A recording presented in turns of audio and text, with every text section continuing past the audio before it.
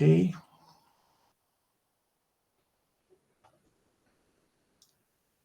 ¿Por qué nadie me dijo nada? No están poniendo tanta atención, ¿no?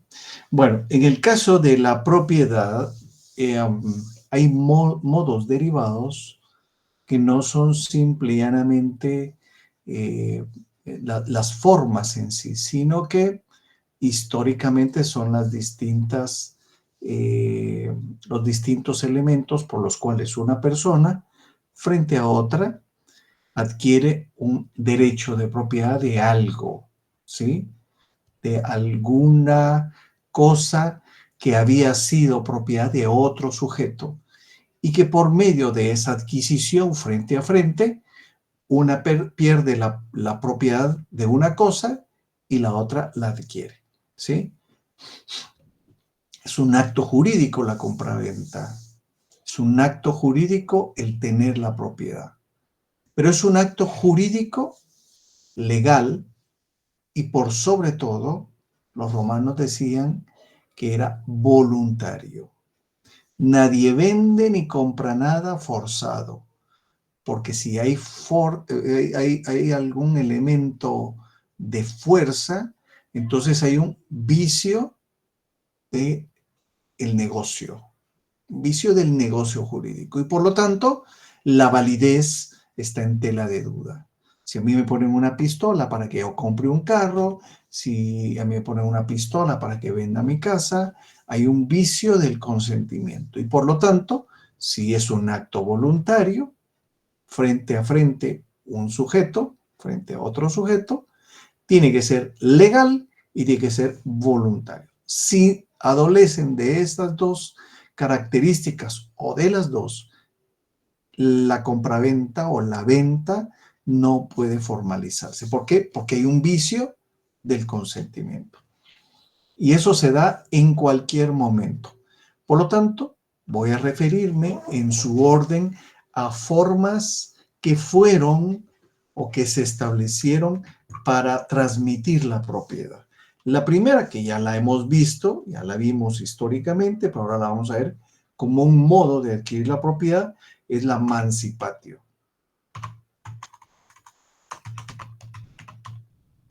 Esta figura de la mancipatio era un modo de transmitir la propiedad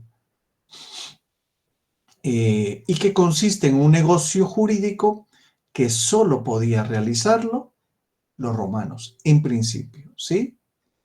Y quienes de los romanos tenían el ius commerci, que tenían el derecho de comerciar, ¿sí? Ius commerci.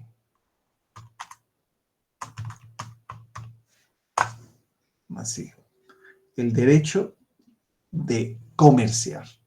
Y entonces se presenta en principio como una venta ficticia, pero que había que completarla o complementarla o adherirla a través de 5 testigos.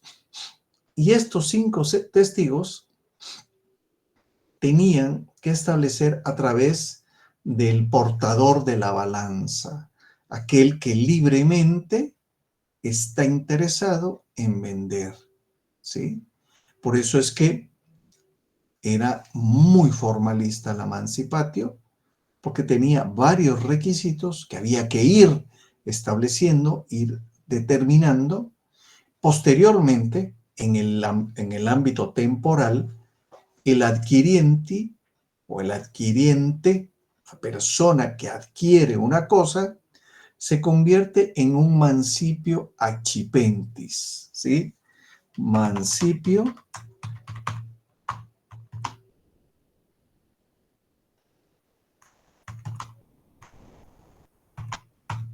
accipientis, accipientis. Y esta persona, el adquiriente, es una persona que tiene la facultad, la atribución de tomar la cosa cuya propiedad le era transferida y debía de pronunciar unas palabras establecidas a través de la tradición de los romanos frente al enajenante, que el que adquiere es el mancipio accipientis, mientras que el que enajena, el que vende, el que traslada, era un mancipio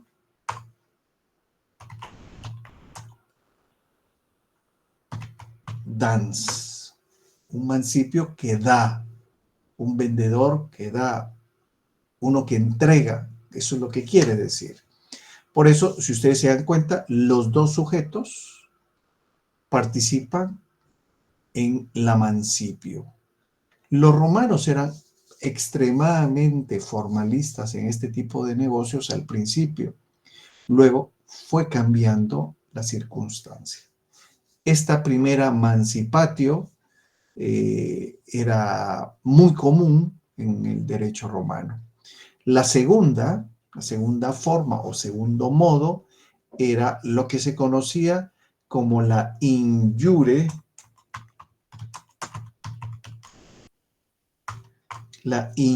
cessio. ¿Qué quiere decir injure? Quiere decir el derecho de ceder, ¿sí?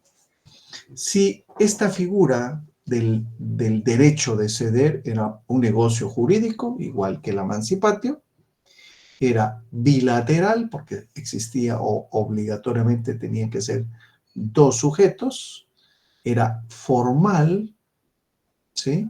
Porque tenía muchas formas que cumplir, y tercero era ficticio. ¿Y por qué es ficticio? Bueno, pues porque la ley crea esa figura, esa normativa ficticia iba amarrada a la creación de una ley, por medio de la cual se transmitía la propiedad, ¿sí? Una res, una cosa, y ese acto debía realizarse frente a un magistrado.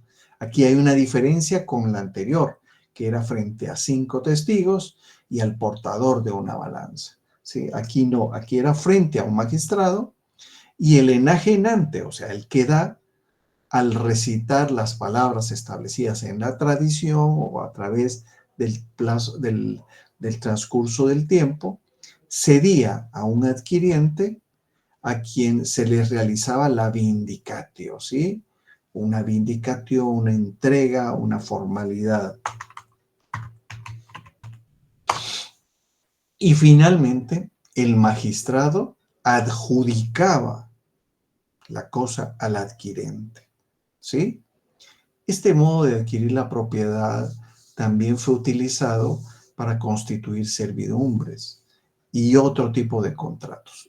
Cada vez que se hacía frente a un magistrado, este era el que le daba la validez correspondiente, es que el que daba, él desarrollaba absolutamente todos los elementos para que se encuadrara el supuesto de la injure cessio. Luego aparece otra figura importante que hasta el día de hoy creo que se encuentra establecida en algunos lugares, por ejemplo en el interior existe la traditio.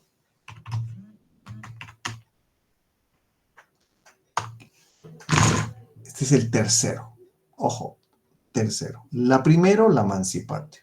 La segunda, la injure cessio. Y la tercera, la traditio. ¿Qué quiere decir esto de traditio? Bueno, cuando hacemos la traducción es tradición. ¿Y qué quiere decir la tradición? La tradición era un modo de transferir la propiedad reconocida por el jus gentium. Aquí ya cambia temporalmente todo. ¿Por qué? Porque es el jus gentium, el derecho de las gentes, el que permite traspasar una res y, si bien es cierto, es un modo de transferir, es un modo de transferir poco formal. Había que cumplir algunos requisitos, pero más que todo consistía en la entrega material o puesta a disposición de una cosa por parte del enajenante, o sea, el que entrega, al adquiriente, a uno que compra, con la intención, ojo, y ahí sí hay que resaltar esto, que hay que tener la intención de trasladar no solo la cosa, sino el dominio de todo. Por eso es que una tradición es, yo lo tengo, se lo doy a otra persona a través de la tradición, la entrega formal. Por eso es que cuando se habla de la tradición, cuando lo vemos desde el punto de vista jurídico, puede ser una costumbre también. Tenemos la tradición de ir a comer donde la abuelita los días viernes o sábados, ¿sí? Pero eso es una tradición que tiene más que ver con la interioridad de las personas. Esta tradición viene de la entrega física de las cosas. Ese es el término legal que los romanos otorgaron a este tipo de figuras. La entrega física, la entrega materializada de la res de una persona a otra, ¿sí? Por eso es que la tradición oral, ¿qué quiere decir en nuestro sistema? Bueno, que lo que hacía mi bisabuelito se lo traspasó a mi bisabuelo y luego a los abuelos y luego a mi padre y mi padre me lo trasladó a mí. Fue una tradición, un traslado oral de ciertas reglas que había que cumplir en la casa, ¿sí? En esta figura, el enajenante primero tiene que tener una capacidad de goce, o sea, sobre la cosa. Dos, debe de ser propietario. Y tres, debe de disponer de la cosa. Uno, tiene que tener capacidad. El que enajena, el enajenante, el que entrega, tiene que tener capacidad de goce. Tiene que ser propietario de la cosa y tiene que disponer de ella. Entonces serían características que no pueden obviarse, no pueden dejar de tomarse. Mientras que el adquiriente, el que recibe la cosa, tiene que tener capacidad para adquirir la cosa que se le transfiere, ¿sí? Por eso es que entre el enajenante y el adquiriente tiene que haber una relación jurídica que nace a través de la figura de la traditio, la transmisión del dominio de la cosa, el traslado de la cosa. Sí, Jacqueline. Perdone, licenciado, ¿me pudiera repetir la tercera característica que tiene que tener el enajenante? El enajenante tiene que disponer. Disponer quiere decir que pueda tener en principio la cosa y que pueda tener el derecho de traspasarla a otra persona. Yo puedo disponer de mi casa, sí, porque la compré, va. Puedo disponer de mi vehículo, sí, porque lo compré y tengo esa calificación. ¿Ok? ¿Estamos aquí? Gracias, Lick. Sí, gracias, Lick. Bueno,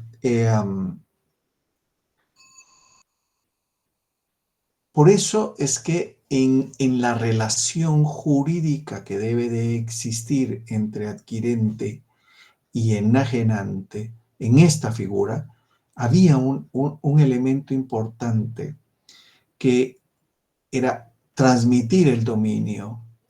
Y los romanos a esta figura, a esta relación que se daba, le llamaron la justa causa de la tradición. La justa causa traditio. La justa causa de la tradición. Eso es lo que quiere decir. La justa causa de la traditio, es decir, la causa justa por medio de la cual yo transfiero a otra persona el derecho que antes me correspondía. Por eso, los romanos decían que en esta figura debe de haber una congruencia entre las características del que vende y las características del que compra, del enajenante y el adquiriente. Esto tiene que encuadrar perfectamente para que la entrega material de la cosa genere una disposición para el adquirente y se extinga el derecho de quien lo traslada al otro, ¿no? Por ejemplo, en forma simbólica, ¿qué es lo que se hace cuando se compra una casa? Pues se hizo el contrato, se formalizó absolutamente todo, va perfecto, ya se firmó, ya se estructuró, ya se quedó todo. Pero ¿qué es lo que se hace? Simbólicamente se toman las llaves y se las entrega para que entre a la casa. Estas son las llaves de las puertas de los cuartos, y todo esto hace la, la sujeción de la entrega formal, aunque las llaves no representen nada más que el acceso a la casa, ¿no? Eso es lo importante, ese simbolismo que los romanos tenían aparejados en absolutamente todo lo que hacían a través de estas figuras.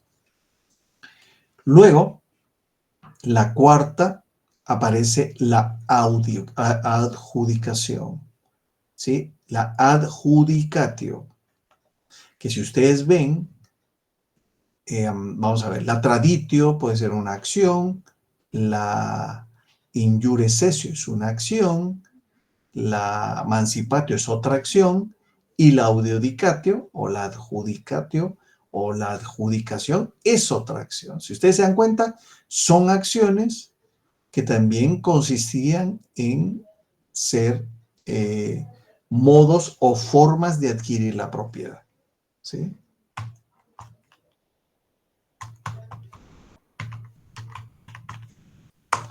Esta famosa figura de la audiodicatio o la adjudicatio, que era la adjudicación, era cuando el juez nombrado por el magistrado tenía la atribución o la facultad de transmitir una cosa por medio de una autorización que estaba establecida en una fórmula, por ejemplo, ¿sí? En los juicios divisorios habían acciones familiares, habían regendas o refendas que permitían el divindo o la división de la cosa, ¿no? Y entonces aquí el juez atribuye la propiedad indicando en forma individual qué cosa y a quién de los propietarios se le está adjudicando, ¿sí? Y esto se daba a veces cuando se incumplía en el pago de algún derecho o de algo con respecto a la propiedad. Imagínense que solo se ha dado el anticipo y la persona vivió 10 años en la casa. Entonces el juez, en base a la reclamación, al pago de una cuota mensual, podía adjudicar en pago. Eso, la figura que es esto es una adjudicación en pago, una propiedad. De hecho, dentro de las formas de adquirir la propiedad en nuestro sistema está la adjudicación por remate, ¿sí? O sea, esta es una de las formas, ¿sí? Y por último, encontramos una figura que es importante por los efectos jurídicos que causa, que es la usucapio. La usucapio, ¿qué es usucapio? Es la usucapión que encontramos aquí en nuestro código civil. Vamos a ver si lo encuentro, no me recuerdo que estará en algún lugar por aquí, dentro de los bienes. La usu, qué suerte la que tengo, por Dios santo. Solo la abrí y ya está. Pero cuando la mente y el libro están conectados, nada que ver. Pues suerte. Usucapión, a partir del artículo 642. Artículo 642 del Código Civil. Ahí encontramos la usucapión como una figura, ¿sí? ¿Quiénes pueden adquirir la propiedad? ¿Qué cosas son prescriptibles por la usucapión? ¿Cómo puede renunciarse al derecho? ¿Quién puede ser un sujeto de usucapión? ¿Cuáles son los efectos que produce? ¿Cuáles son los casos en los cuales no se puede dar la usucapión? ¿Y cómo se interrumpe la usucapión?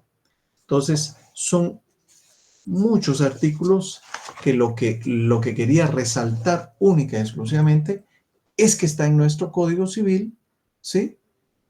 Y ahí está la figura, ¿sí? Hay otra figura que si yo se las pregunto a ustedes, de hecho lo hice una vez y confieso que fue un poquito raro la situación en un privado, en donde pregunté una fumada que me había pegado yo. Era una chica muy inteligente, pero creo yo que tenía una disposición, tenía una muy alta autoestima, creo yo, ¿sí? Estaba muy subida, ¿sí? Estaba muy subida la niña. Y entonces le digo yo, y mire, usted estudió mucho. ¡Ja! Yo estudié. Pregúnteme lo que quiera y yo se lo contesto. Bueno, y le pregunté, explíqueme cuál es el origen, cuál es la naturaleza, cuáles son las características de la enfiteusis. Y se queda la chica, después de lo que me había dicho, se quedó como 2 minutos, 3 minutos. Abra su código. Abrió el código, revisó. No sé qué es, me dijo. Va, perfecto. Entonces le digo yo, mire, ya vio por qué es que uno no debe de perder el piso, porque le pueden preguntar a uno cualquier cosa, le digo. Sí, tienes razón, va. Entonces ahorita empecemos bien el examen.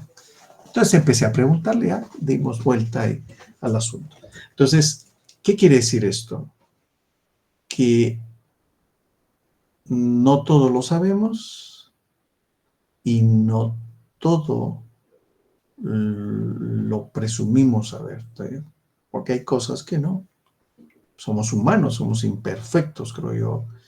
Y yo creo que hay un elemento importante que es tener los piececitos bien puestos en la tierra y se acabó. Si los tenemos, no hay ningún problema. Errores, todos vamos a cometer. ¿Sí? Todos, absolutamente todos. Aquí no hay un hombre perfecto, ¿no? Una persona que no, que todo lo tenga, ¿no? No, que tenga todos los datos. No, no, todos somos imperfectos. Por eso es que somos humanos. Si no, y aún así me atrevo a pensar que las máquinas son más imperfectas que el hombre porque necesitan de un hombre para funcionar. Entonces, ¿por qué les hago este asunto? Porque ¿cómo aprendí yo que existía esa figura? ¿Sí? La enfiteusis, que era una figura, era una especie de contrato de censo enfitéutico que se hacía sobre propiedades inmuebles, pagando cánones anuales o semestrales dependiendo de la forma de la contratación.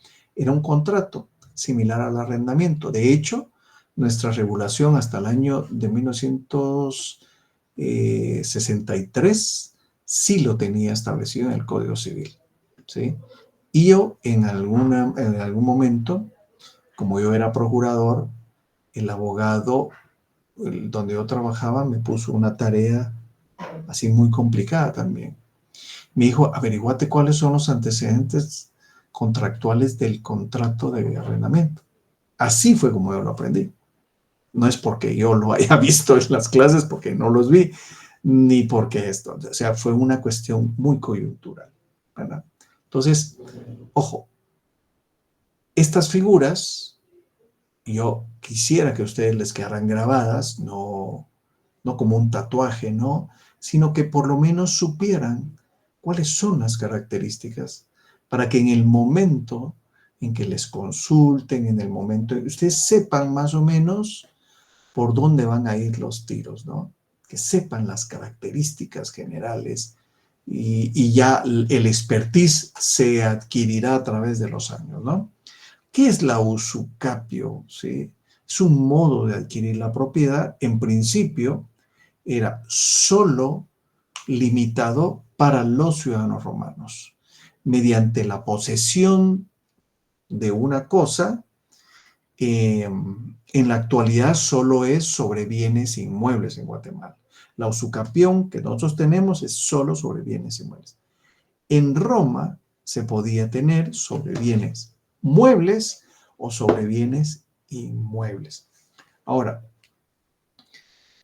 esto se fue limitando, ¿no? Ahora, ¿cuál era la característica? Poseer la cosa de otra persona que la otra persona le hubiera dado un justo título, ¿sí? Con la intención de no lesionar derechos ajenos, ¿ok? Y mientras tanto yo tenga la cuestión en mi poder, mientras más tiempo vaya pasando, esa posesión continua, ojo, continua, pacífica y sin oposición del titular legítimo, de quien me lo dio, pero me dio un recibo, ¿sí? ¿Sí? Entonces, ante esa situación, la finalidad era darle certeza jurídica a esa posesión, ¿sí? A situaciones de hecho que habían sido prolongadas en el tiempo. No, es que mire, yo tengo 40 años de vivir en esa tierra y mi padre tenía 50 años y mi abuelo tenía 30. ¿Y eso dónde consta? Bueno, en la municipalidad, porque ahí se inscribieron los derechos posesorios. No sé si lo han oído ustedes. Entonces hay que ir a buscar a la municipalidad el libro de derechos posesorios que sí existían, ¿sí? Y ese derecho que después se matizaba en un contrato o surtía los mismos efectos que un contrato de compraventa, exactamente igual que en nuestro sistema, era oponible a terceros. ¿Sí? ¿Era oponible qué? O frente a otros. ¿Cómo se dice en latín? ¿Alguien que se recuerde? Erga omnes. Muy bien, Laurita. Uy, chica. Laurita viene hoy, pero a tope, como que fuera el examen, ¿no? Muy bien, Laurita, la felicito. Erga omnes. Por lo tanto, los requisitos para cumplir la usucapión son los siguientes, que ya se los mencioné, ¿sí? Solo se podía usucapir cosas que pertenecían al comercio en forma corpórea. 1, res corpóreas. Ese sería el primer requisito. 2, eran objeto de la usucapión todas aquellas res susceptibles de la propiedad quiritaria. ¿Sí? 3. El adquirente debía de ser romano. 4.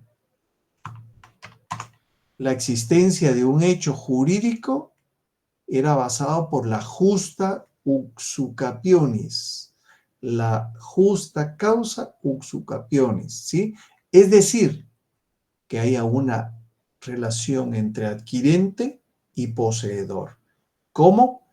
A través del documento, recibo, lo que sea que se llamaba el justo título. ¿Sí? 5. Debía de existir buena fe del poseedor. Debería de existir buena fe del poseedor. ¿Sí? 6.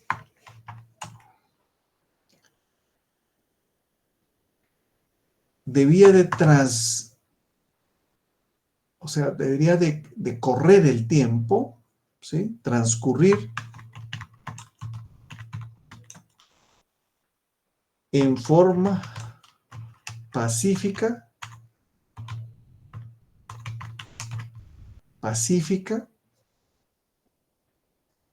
por parte del poseedor.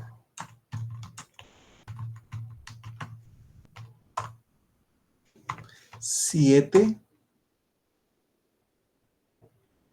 Pueden ser bienes muebles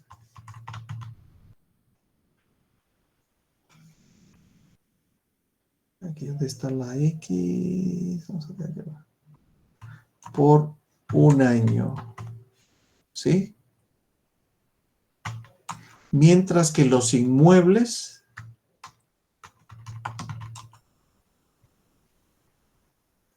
por 2 años. O sea que deben de tener la posesión, en el caso de los bienes muebles, 1 año. Y en el caso de los bienes inmuebles, 2 años. ¿Ok? Este es así, a muy rápido pincelazos lo que es la usucapión. Porque cuando ya ustedes vean el contrato o los modos de adquirir la propiedad de acuerdo al Código Civil, ustedes se van a encontrar muchas circunstancias distintas, muchos elementos que hay que cumplir. Por ejemplo, en la legislación actual de nosotros, si lo comparamos, tiene todos estos elementos, pero tiene también la declaración de los testigos de que el adquirente o el poseedor ha vivido en forma pacífica, tranquila y sin alterar la situación de los vecinos. Por lo tanto, debe haber medidas del terreno en donde los colindantes, todos los colindantes con las cuales esté el terreno en discusión, deben de comparecer al tribunal y declarar. Debe de haber una medición oficial por un ingeniero calificado, la cual tiene que presentarse al tribunal. Todos esos elementos, sumados a los que vimos, son los que hacen la usucapión, un modo de adquirir la propiedad. ¿Por qué? Por el transcurso del tiempo. ¿Sí, Lorena? ¿Puso algo ahí o no? Ay, no, Lick, ¿sabe qué le pasó a esta cosa que está? Perdón. No tenga pena. Haber apachado un botoncito, porque las cosas no son, no suceden de así, ¿no? Bueno, algún botoncito haber apachado. Bueno, ¿dudas, preguntas?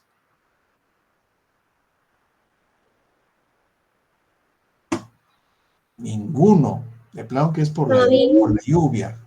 Por el momento todo claro, licenciado. Bueno, vamos a ver. Me sacó aquí un avisito, ¿vieron? Solo lo voy a corregir aquí. Me sacó que mi voz estaba funcionando un eco, pero bueno, espero que ya, solo voy a cerrar aquí la ventana para que no se oiga la lluvia.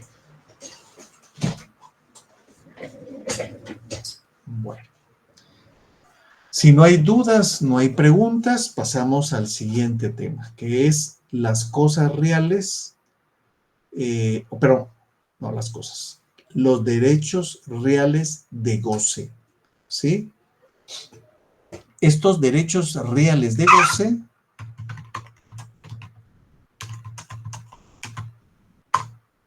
se refieren a aquellos derechos que tenemos con respecto a bienes ajenos, ¿sí? Esta figura se basa en el titular de un derecho que se llamaba el jus in re,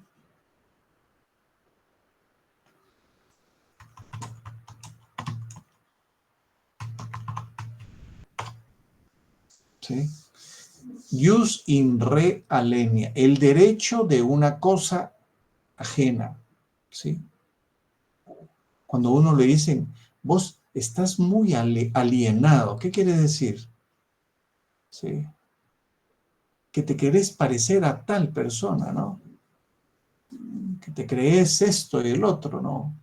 Algo muy lejano, pero de los cuales hay una persona a la cual querés parecerte, ¿no? Eso es lo que quieren decir, ¿ya? Y casi siempre se comparan con personas de un estrato económico superior. A eso se refiere. Por lo tanto, estas formas, estos derechos reales, lo que llevan es a incorporar la cosa porque yo la uso, pero no soy el dueño. El titular es otra persona. ¿Y cómo puedo yo hacer eso? Bueno, puedo hacerlo a través de contratos como el arrendamiento, como el mutuo, como el comodato, pero también puedo ejercerlo como un derecho ajeno, ¿sí? Y aquí encontramos, dentro de las distintas formas, encontramos las servidumbres reales.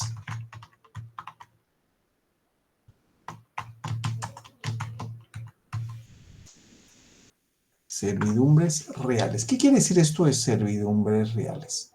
Bueno, una servidumbre real quiere decir es una servidumbre sobre una cosa de ajena pertenencia, un derecho sobre una cosa de ajena pertenencia, ¿no?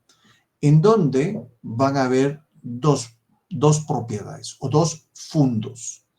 Un fundo sirviente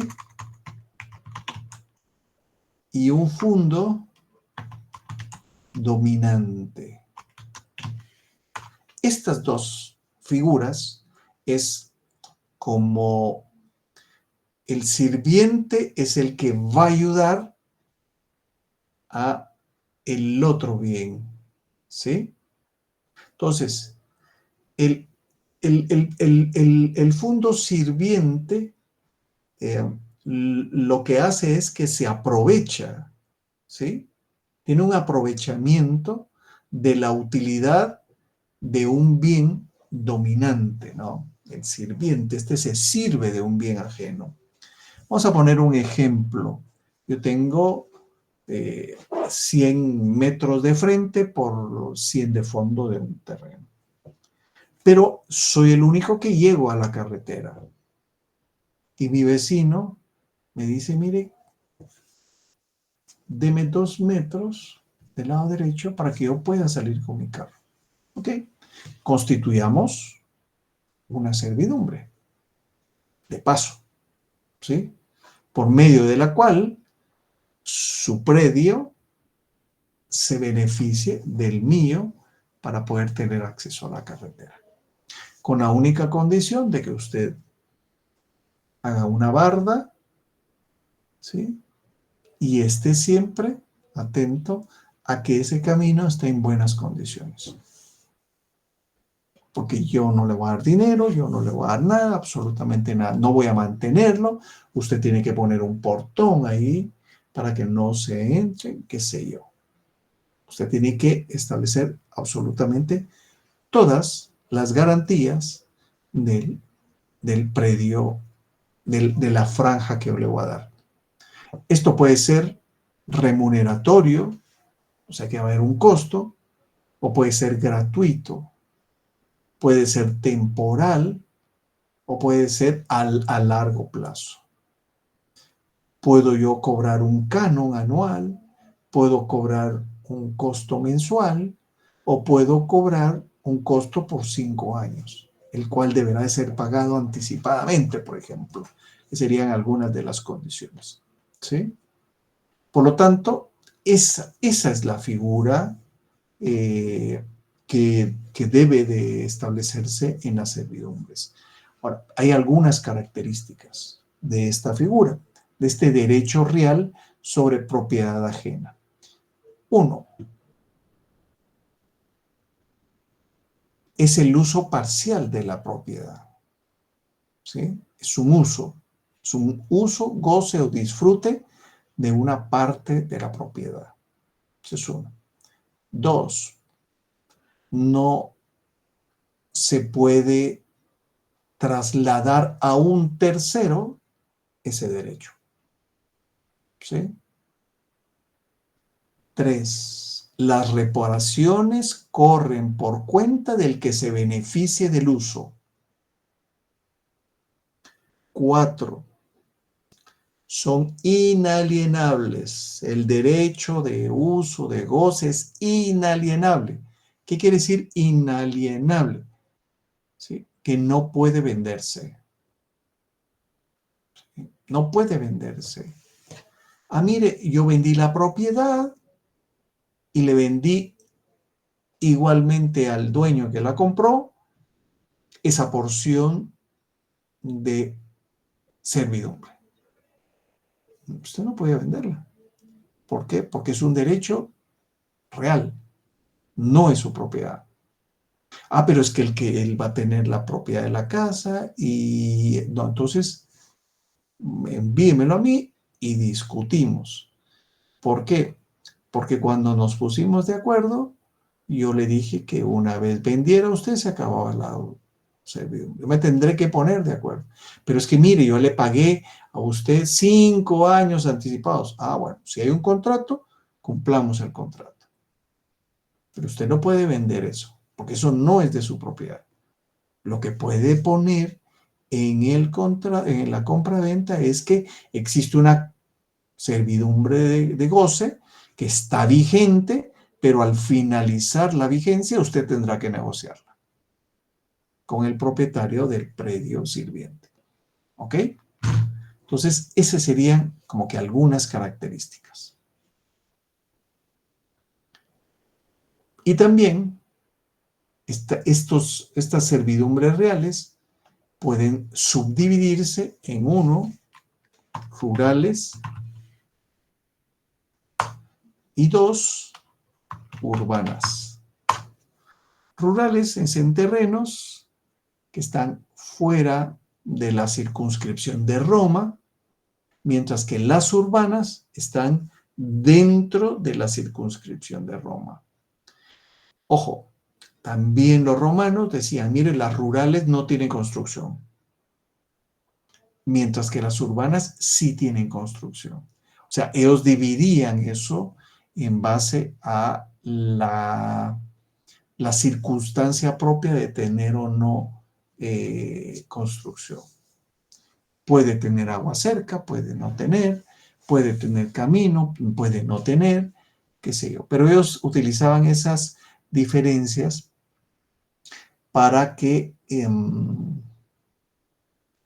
se separaran las rurales de las urbanas. Normalmente las rurales estaban establecidas en forma tal que pudieran permitir ganado, mientras que las urbanas no permitían ganado, porque el ganado no podía estar en una circunscripción dentro de Roma, salvo excepciones, como por ejemplo los lugares donde las sacrifican, ¿no? Sí, los famosos mataderos de reses. Eso sería otra cosa. Ahora, cuando se constituye una servidumbre, también se puede establecer si se puede la servidumbre traspasar a otra persona en el contrato original. Sin embargo, la prohibición genérica era que era indisponible o inalienable el mismo. Esto fue cambiando de a poco en los primeros periodos, pero ya en el periodo clásico ya existían muchos contratos de servidumbres. ¿Ok? Y por último, también la servidumbre podía ser establecida como un pacto mortis causa. ¿Qué quiere decir esto? Pacto mortis causa, por causa de muerte. Yo podía hacer un legado en donde obligaba a mis hijos, a mis nietos, a otorgar una servidumbre a favor de un vecino. ¿Sí? ¿Por qué? Bueno, pues porque este era un derecho que tenía el propietario del bien.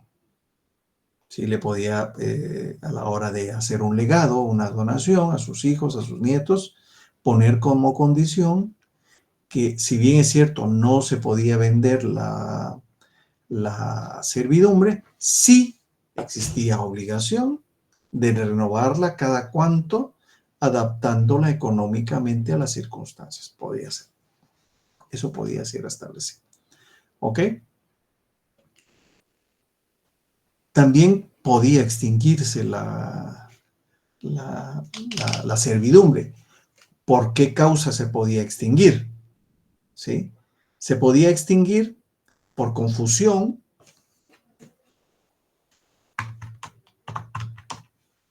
¿Qué quiere decir esto? Cuando se confunden las calidades del propietario del predio sirviente con el predio dominante, ¿sí? Por confusión. Vamos a ver. Yo soy el dueño del predio sirviente. Y el del predio dominante me hace una oferta. Y yo lo compro. ¿Sí? Al comprarlo, ¿qué fue lo que pasó? Ambos inmuebles son propiedades de una persona. ¿Qué calidad va a tener? De propietario de ambas. Y por lo tanto, se extingue en ese momento la servidumbre. 2. Por renuncia. ¿Por renuncia de quién? Por renuncia del propietario del predio dominante. Aquel que quería salir a la carretera y dice, no, mejor ya no. Voy a renunciar, voy a comprar un helicóptero, ya voy a ir en helicóptero de arriba para abajo, ya no necesito carretera. ¿Sí? Voy a hacer renuncia, ¿no? 3. Por no usar la servidumbre. Mire, usted me pidió que le diera, pues usted no la usa. ¿Por qué? Porque ahora usted sale por el camino del otro lado. Por lo tanto, se extingue la misma. ¿Sí? 4.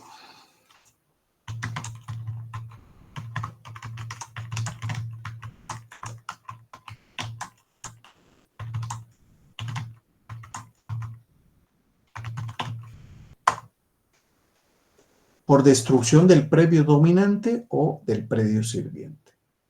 Ese sería el número 4. ¿Cómo se destruye? Bueno, pues porque haya un deslave y se vayan los dos terrenos. Hoy que está tan de moda esto, ¿no? Con este problema que sucedió en el Naranjo por esta gente, de la noche a la mañana, pues fallecieron muchos, perdieron los terrenos, perdieron todo, las cosas, familias completas. Bueno, igual que en el Cambrai, en donde la montaña que cayó soterró absolutamente todo, ¿no? Estas son cosas terribles de la naturaleza, pero bueno, esto puede ser una causa también, ¿no? Y bueno, eso sería las formas, pero también habían servidumbres personales, ¿sí? Y aquí, ¿qué clase de servidumbre, no?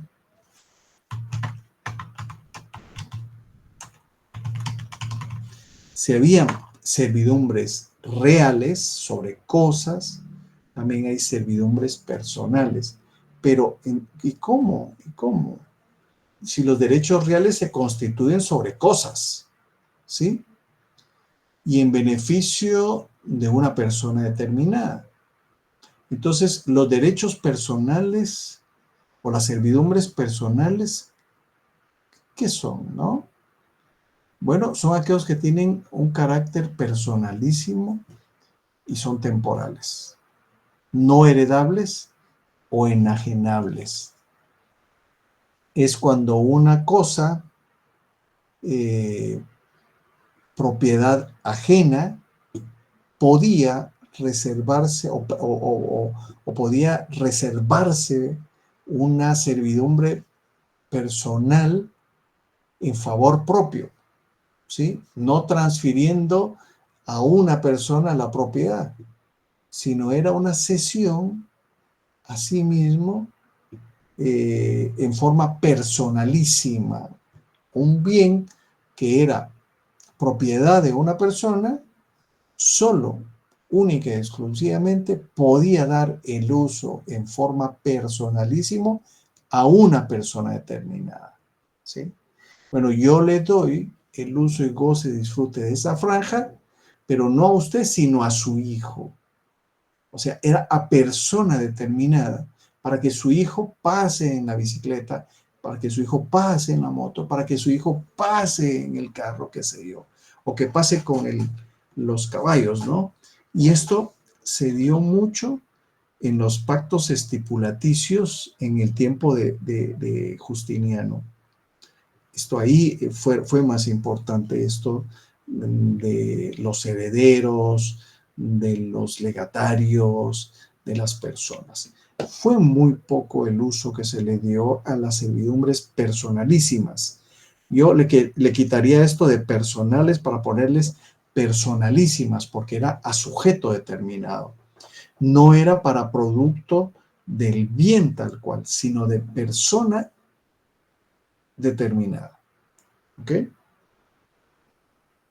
Otro derecho real de propiedad ajena era el usus fructus.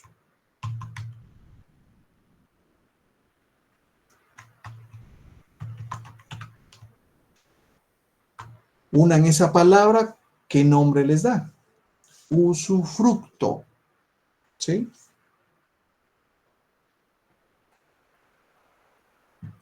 ¿Y qué quiere decir usufructo?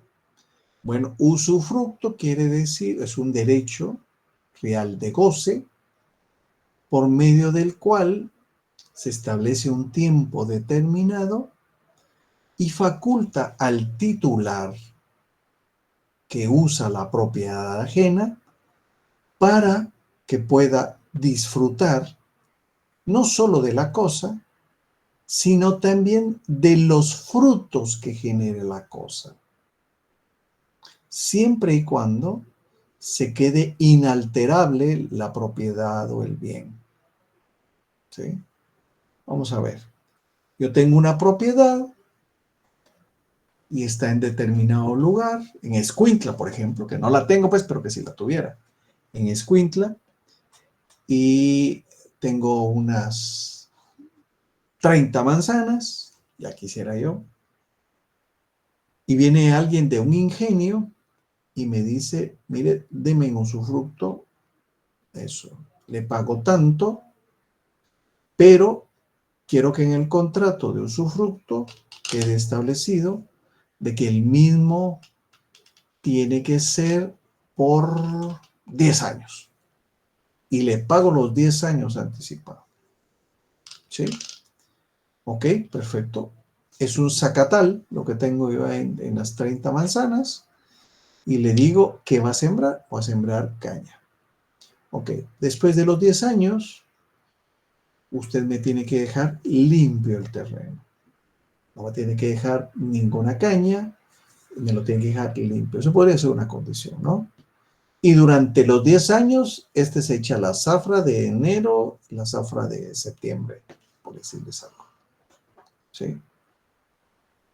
Los dos cortes se los echa, se beneficia de los frutos que él siembra, ¿sí?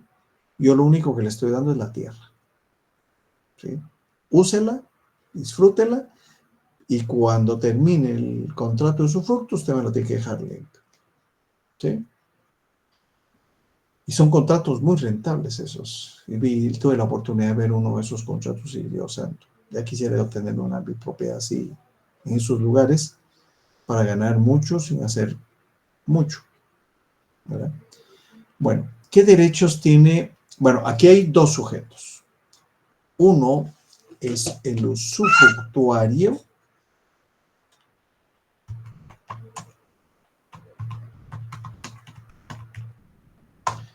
Y dos, usufructuante.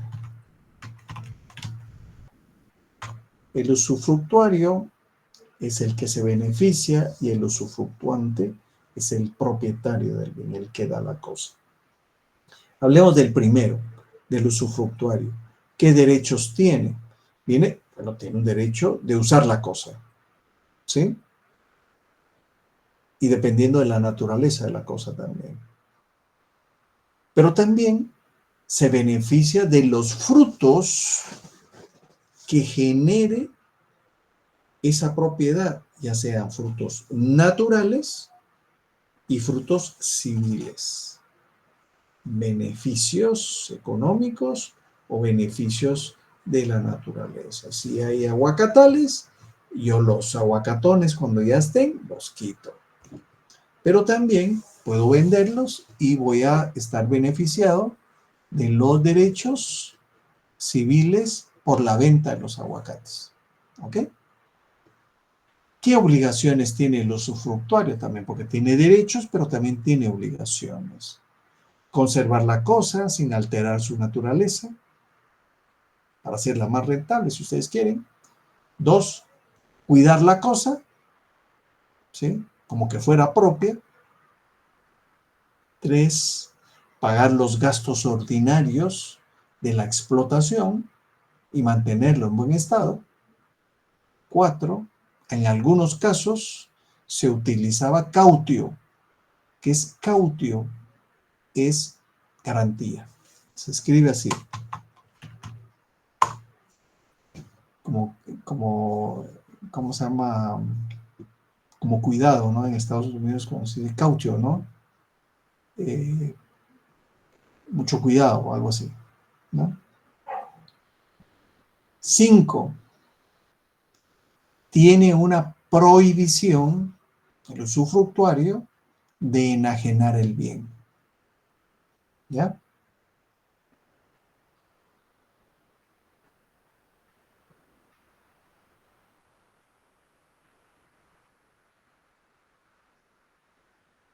¿Qué derechos tiene entonces?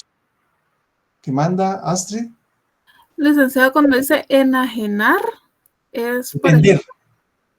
ejemplo, bueno, alquilar la persona, ¿sí podría la propiedad? Sí, si está facultado para eso, sí. Sí, si Gracias. está facultado. Podría estar facultado. Tendría que estar en podría el no. contrato. Podría, sí, estos son formas, son derechos que muchas veces se establecen en contratos, ¿sí? Formas contractuales. Lo que no podía hacer, enajenarlo, es venderlo, ¿ya? Traspasarlo, cederlo, porque no es el dueño. Si fuera el dueño, sí. ¿Sí? Está bien, gracias, licenciado. Ok.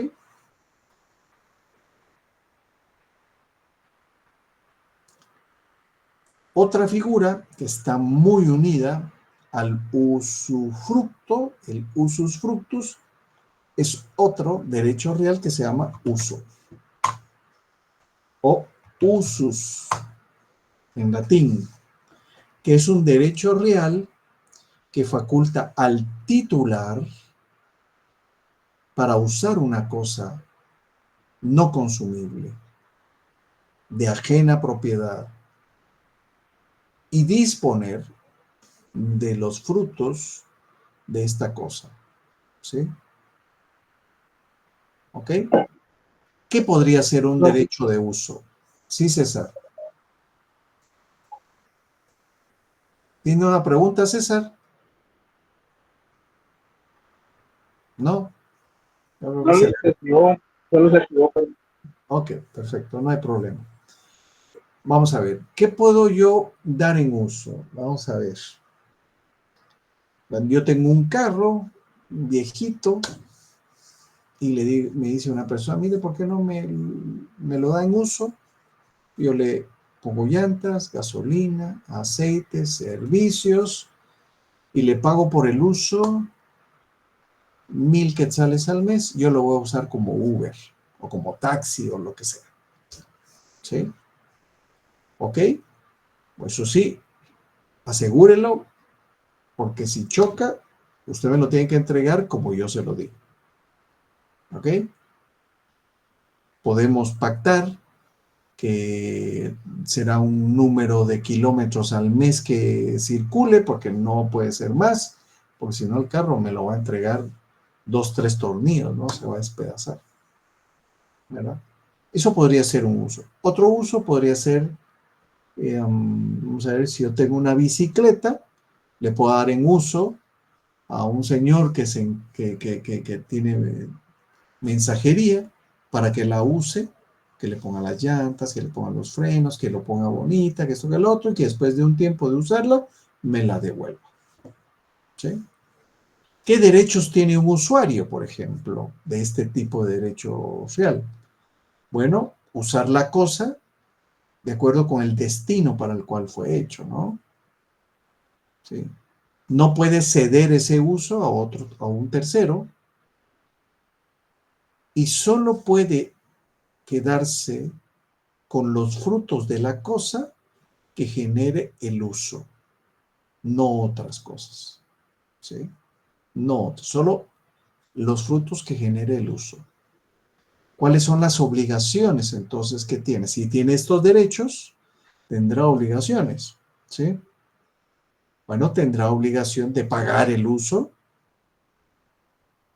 y tendrá obligación de generar una cautio por el uso, una caución, una garantía.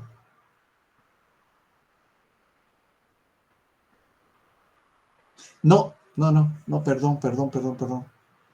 Iba a tocar el tema, pero no. Les voy a decir por qué. Porque cuando lo dije, estaba pensando en el usufructuario, pero el usufructuante no tiene obligaciones. ¿Por qué? Porque él es el dueño de la propiedad. Quien tiene la obligación es el otro. ¿Sí? Perdón por el desliz mío. ¿Sí? Y eso me demuestra que sí está atento también. ¿Ok? Gracias, Gustavo Adolfo. Vamos a ver. ¿Qué otro derecho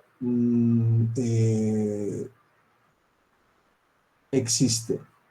Bueno, existen 3, 4 más. Solo voy a terminar con este último. Es el derecho de habitación. Este es más sencillo todavía, ¿no? Derecho de habitación.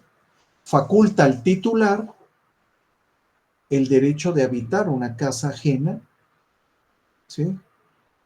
Y arrendarla a título oneroso a terceros. A mí me dan una casa en habitación, yo vivo ahí y puedo subarrendar habitaciones. Esto fue un contrato que fue introducido en el sistema en la época de Justiniano. Antes no existía, pero esto se fue dando a raíz del crecimiento de la población en Roma, y que ya no eran casitas así diseminadas, sino ya se empezaban a construir casas más grandes, y que fue necesario ir formalizando todo este tipo de cuestiones. Posteriormente se generó el contrato de locatio, ¿sí? Occupatio locatio, que era el contrato que hoy conocemos como arrendamiento, pero ese es un contrato, este es un derecho. La habitación era un derecho. Tenía derechos el habitacionario, así es como se llama el sujeto, sí tenía derechos. ¿Cuál era el derecho? Un derecho. El vivir en la casa y poder arrendarlo. Nada más. El vivir en la casa y poder arrendarlo.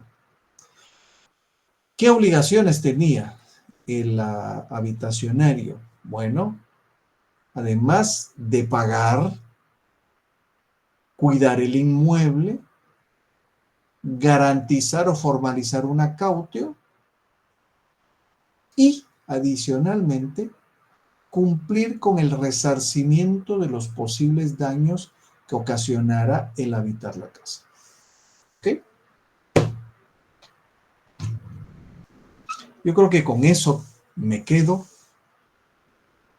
Ya el miércoles damos la última clase previo al examen.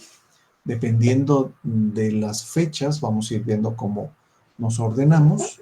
¿Sí? ¿Dudas, preguntas? Licenciado, el segundo parcial va a llegar hasta qué. Hasta lo que miremos. Gracias. Puede ser un poquito antes, ¿no? Pero dejémoslo ahí. Un poquito libre el asunto, ¿ok? Pero lo principal, creo que el extracto principal del segundo parcial debiera de ser el derecho procesal, ¿sí? Habrán algunas preguntitas ahí de las otras cosas, ¿ok?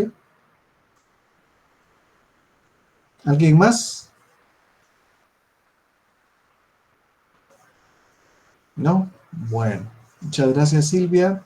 Entonces, ya quito la grabación.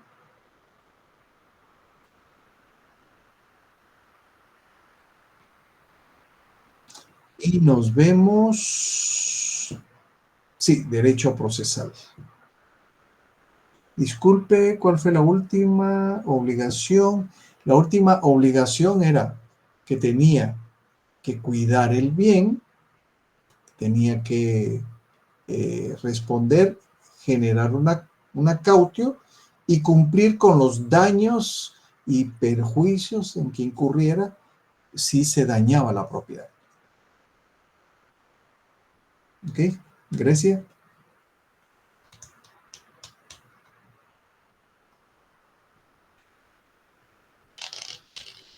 ¿Estamos? Ok, perfecto. Bueno.